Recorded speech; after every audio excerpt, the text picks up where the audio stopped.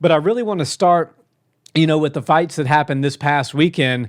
We thought the co-main event, Tabitha Ricci versus Angela Hill, had stolen the show until the main event came around. Right. And Caio Borralho really cemented himself as a top prospect and top talent at 185, beating and almost finishing the always tough Jared Cannonier. Right. And this fight was back and forth because Jared certainly had his rounds. I want to start there and get your technical analysis on, what Caio did right in order to get past a really tough veteran like Cannonier. Do you see him as a top 5 prospect now that he's knocked off the number 5 fighter in Cannonier? And what are some good matchups for him? I was reading today, a lot of people are suggesting that Adesanya would be a great matchup for him. They usually don't pair people coming off a win with people coming off of a couple of losses, but with a massive name like Adesanya and a very dynamic striking style, I don't hate that idea. So thoughts on that as well? Yeah, I love that. And I'll just say I'm 0-2 on the past 2 weekends of middleweight title fights. We had the pay-per-view that I obviously got wrong. And coincidentally, I'm 2-0. Yeah, exactly. So, if you're going to bet, go with this guy, not with me, especially in the middleweight division. But, I thought Caio Borralho looked really good. He, every time somebody steps into a 5-round environment, and we've not seen them in the UFC take on that kind of challenge, you start to wonder. And we say it all the time. When you've got a guy who's been to the top of the division, who's been in a title fight, who's fought the who's who of the division, they usually have a little bit more experience and a few more tricks up their sleeve that they can show the young up-and-comer. To me, it looked like Jared Cannonier fought a very good fight. I had it 2-2 going into the 5th round. I could see the case for 3-1, but for me personally, I had it 2-2.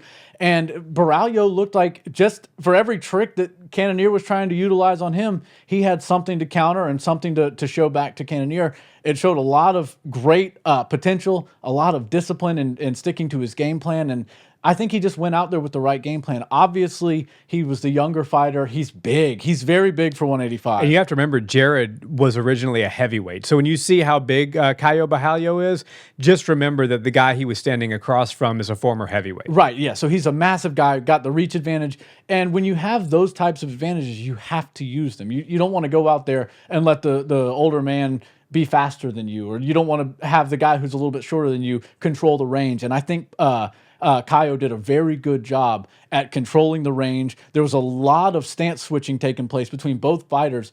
Originally, it was initiated by Caio kicking the legs really successfully of Cannonier, causing some stance switching. And then we saw a little bit of offensive stance switching out of Borralho, where he would, throw his nice combination, end it with a high kick or end it with some sort of kick. And then instead of stepping back into his original stance, he would just switch there, and then he'd hang out in a temporary stance switch, which I thought was very good. It kept Jared Cannonier frozen even after the attacks were coming. And I thought that's one of those things that it takes an experienced, high-level fighter to understand where you're safe and where you're not when you're switching stances.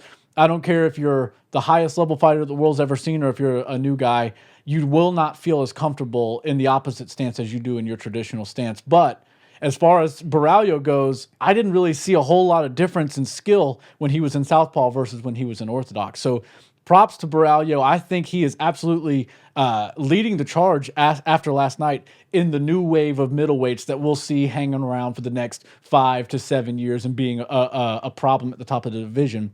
Everybody likes to throw Bo Nickal's name in there, Hamzat's name in there, and for good reason. They belong there. But I think after last night, people are going to realize that Borralho belongs in that exact same conversation. And with the rankings, now he's in the top 5. He just stole the number 5 slot. So he's going to be paired up with somebody who's probably very experienced, if not really anybody at the top of 185 that hasn't either been in a title shot, been a champion, or been somebody who's a staple in division for a long time. So I think Borralho's got a very tough road ahead of him. But after what we saw last night, the discipline, like I was saying, the controlling of the cage, the damage when he was able to get his shots off, especially that final sequence, I personally think it could have been ended after that drop to the ground. He should have walked off. Yeah. That would have probably caused the stoppage. Yeah, and it's weird because your coaches will go crazy if you do that. Remember Jalen Rose, Hanato Moicano? Yeah. He thought he dropped and did a walk-off. Jalen Turner. Jalen Turner, yeah. Jalen Rose, I think, is the basketball guy. I don't think I think he's a commentary guy. Yeah, I got too much commentary on my mind. But Jalen Turner, yeah, he walked off and then it ended up biting him in the ass and he lost that fight. So it was good for Borralho to not do that, not take that risk. But at the same time, I was with you. If he would have walked off, judging by what I saw out of Jared Cannonier's eyes and body language, he probably wouldn't have been able to get up and they would have called it there. But all in all, nothing to scoff at. Borralho's here. He's arrived. Now he's in the top 5. I think he's got the look that the UFC's looking for. Obviously, the record. And now when he's bringing big names like Jared Cannonier onto his resume, especially getting a win over those guys, the sky's the limit. And with a lot of moving parts happening at the top of 185, you don't know who's going to be there tomorrow, who's going to jump to 185, who's going to take a big loss like Israel just did. And with all this stuff moving, I think Borralho has a real shot at being a #1 contender or potentially find himself in a title fight at some point next year. Yeah, for sure. And I have to give a shout out to our good friend Jay Miller at Crossover MMA. Let's go, Jay. So he said a while back that, I think it's a couple months ago, 185 is going to be the most exciting division over the next 12 to 18 months. That's right. And it's certainly seeming like that's going to be the case. You know, we're seeing a lot of movement. Oh, yeah. We're seeing the king of 185 since Anderson Silva and Israel Adesanya now on a 2-fight losing streak and likely shuffling his way down the deck and potentially running into people like Caio Borralho or another fighter making their way up, a Hamza Chimaev or something like that. Right. But to me, at 185, there's 2 guys that are the litmus test, right? You have a fighter who's a promising prospect. You put him against one of these 2 guys, and most of the time the hype train is derailed. Right. Robert Whittaker, Jared Cannonier. That's right. Those are your 2 staples in the division. Now, Jared's 40. His chance at competing for titles is more than likely over. Robert Whittaker is like a Max Holloway, where he's been around so long, but he's still so young that he's in that unique spot that he's like a young veteran. Yeah. But to me, you throw somebody against one of those 2 guys, and it's sink or swim, and you'll tell real quick whether or not they're ready for the big leagues. Right. And Caio Borralho showed that he is absolutely ready for the big leagues. I love that you mentioned the size, because I don't think you can overstate that. I mean, Caio Borralho is a big man. Huge. Jared Cannonier, the former heavyweight. Now, I get he was not a Francis Ngannou heavyweight where he's built out muscular as far as like the body composition goes. Right. He was a little bit pudgier of a heavyweight, but still big nonetheless, and he's worked his way down, but by no means is Jared Cannonier a small middleweight. No. He's a very big guy, and so Caio being in there towering over him, I was like, wow, this guy's a sizable character, and he's going to be a problem, especially if he can start to land that power. Right. And even though Caio didn't get the finish, I feel like he fights with a real finishing style. Yeah. You know, he does get most of his fights done by way of finish, by way of knockout. Right. And so that's what the UFC wants to see if they're considering fast-tracking somebody. Now, with a win like what he had over Jared Cannonier, it wasn't without adversity. I did have it 2-2 going into the 5th as well. You know, Caio had that busted-up eye. He had eaten some big shots from Jared Cannonier, showed durability, showed chin, showed heart, and showed a lot of skill, especially in the stance switch, as you mentioned. I think he is top 5 material. I think he's a guy that we got to put him now 1, possibly 2 fights away from competing for a title. Yeah. And the only reason I say 2 is because you're likely going to have Sean Strickland in there with DDP next. You know, who knows which way that goes, but if Sean gets it, then you could see the rubber match happen. Hamzat's in there with Bobby Knuckles. If Bobby gets past Hamzat, hard to deny him a title shot. Right. If Hamzat gets past Bobby, even though you could make the argument that Hamzat really hasn't done enough heavy lifting at 185 to get the title shot, he is a big enough name to probably grab it. So I think Caio Borralho is probably going to be 1 or 2 fights away. So I love the Adesanya idea. Yeah. I think that fight is a great fight. I think it's a winnable fight for Caio, but I also think it's a very winnable fight for Izzy too. And I'd love to see it. It'd be fun. It would be a striker's delight. I don't think that fight would be dull. I don't think it would end up going to the ground that often. And that's what you do if you're a fighter like Caio Borralho.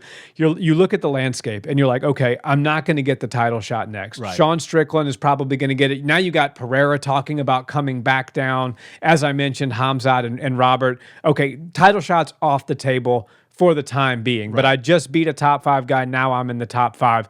Who can I set my cannons towards who is going to propel me into that title fight. Well, who's the biggest name in the division, even coming off 2 losses? Still by a country mile, it's Israel Adesanya. For sure. When you talk about the body of work, there's no fighter at middleweight, whether they're on a fight skid like Adesanya or on a winning streak like Caio Borralho, that has the resume that Adesanya has and has that name recognition. So I say he should probably point his cannons in that direction.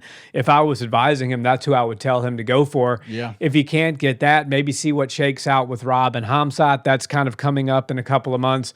Maybe some things happen there that kind of move things along in the division. But very impressive performance by Caio Borralho. I think he's going to be around for a long time. And these fighting nerds out of Brazil are good, man. I think I saw a statistic online today. I think there's 3 fighters in particular that are fighting, and I'm drawing a blank on the gentleman that just beat Li Jinliang. Oh, yeah, Prates. Yeah, Prates. Sorry, Carlos Prates. Like him, Caio Borralho, and there's a couple others, and they're like all on an undefeated streak right now. Beasts. MMA nerds are representing in full effect. Yeah. So lots of exciting things to come there. Yeah, and I want to say real quick, because I don't want to call it a blunder, but Borralho did call out DDP. Yeah. I'm not opposed to him mentioning DDP. Obviously, he was 11 last night. Now, coming into next week, he will be number 5. So it makes sense for a number 5 guy to call out the champion. But like you said, there's a log jam. There's people that on merit alone have earned the title shot before him. And so he'll have to wait a little while. I would have loved to hear him call Israel out and then say, and don't worry, DDP, I'm still coming for you. You've turned down fights with me. I don't know what he said exactly, but something to that effect. You didn't want to fight me earlier in our careers, and now that you got the belt, you better be ready, because I'm coming. I think that was a great call. I think it's good for him to start laying the groundwork for his future work in the UFC. But everybody knows he's not getting DDP next. He's going to have to go through somebody. And when you're looking at the top 5 of the middleweight division, Izzy, far and away, like you said, is the biggest name. He's going to be available. They don't have him obviously matched up with anybody right now. And everybody else is pretty much taken with a dance partner. So yeah, at this point, Borralho, if he wants to crack into fighting somebody that's ranked closer to the champion than him, he's going to have to really pick and choose. It's got to be Israel, or he's just got to have to wait around a little bit and see who loses one of these major contender fights. But all in all, man, Borralho, his stock went way up last night. I think he made himself a very likable character, and I don't think he was ever unlikable. I just think people might have been looking over him. And now he was one of those guys that you were like, he's good. He's got a lot of promise. He's on a win streak. Throw him in there, maybe a co-main event on a fight night or something. But no, he got the main event slot. And he showed out. So now it's like, okay, we knew who he was. We knew he had skill. We know he's very exciting. He's very brash. He's fun to watch. But last night he cemented himself as a real top guy at 85. Yeah, because if you can beat Cannonier and do it that way, dropped him a couple of times. One of them was very devastating. It shows you've got power. And I really did like the fact that he got that most significant knockdown of the fight, the most significant moment of the fight in the 5th round towards the end of it. So it shows he wasn't gassing out. That was a little bit of my concern originally. Is like, we haven't seen him in 5 rounds in the UFC. I don't know how his energy is going to be, because he's such a high level explosive fighter. He loves to push down on the gas and really try to leave somebody behind, put them in the dust, and then they can't catch up.